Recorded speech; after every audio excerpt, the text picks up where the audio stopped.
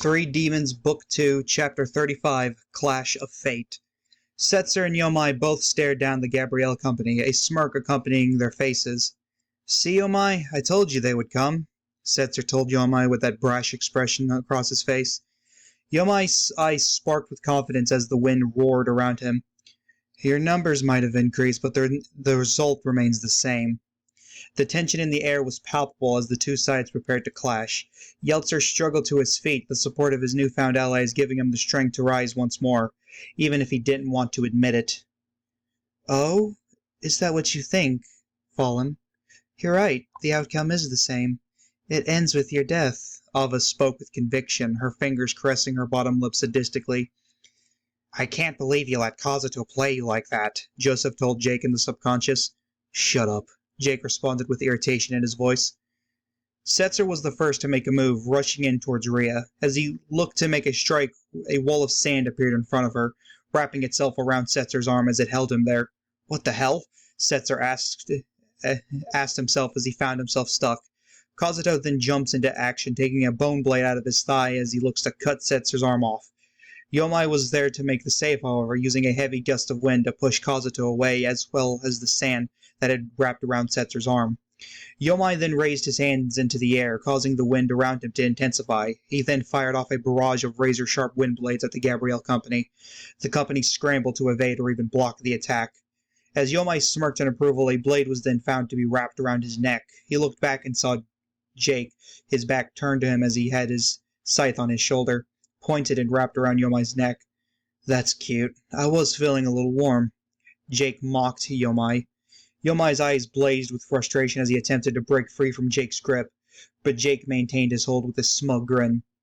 Meanwhile, the rest of the group was finding ways to defend themselves against Yomai's attack. Valak had jumped out of the box he was in and leaped in front of Asuka, using Kurok to deflect each of the wind blades away from them, his voice rattling. Cleo hopped onto Ivy's shoulder and clapped her hands together, forming a protective barrier of ice around the two, the wind blades unable to pierce through. Kazuto uses the bones in his arms to form a shield against the projectiles, each one bouncing off as Kazuto is pushed back from the force. Rhea and Ava proceeded to get in front of the others, each summoning a demonic barrier to protect everyone.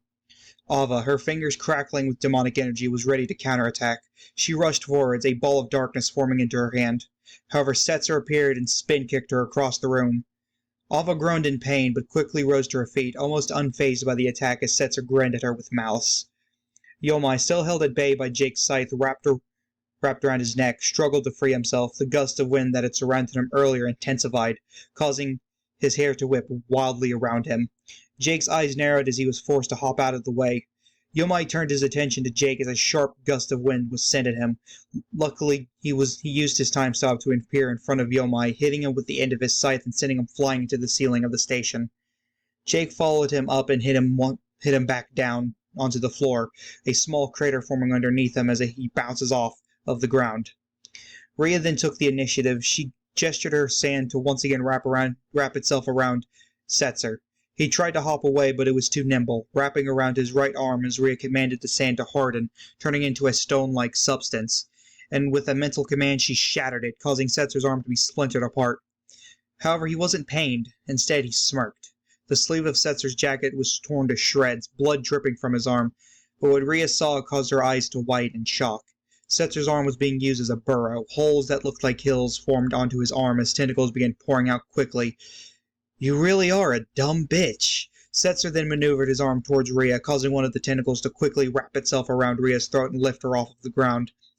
Ava called out to Rhea as she attempted to intervene. However, another tentacle then smacked her away, causing her to crash through more aisles. Asuka looked on in horror as Jake made the attempt to go in and save her. However, a gust of wind sent him flying into the air, hitting the ceiling in an ironic fashion. Alter switched to Joseph. "You let your guard down," Yomai mocked Jake as he went over and kicked him across the abdomen. Valak rattled loudly as he rushed towards Yomai.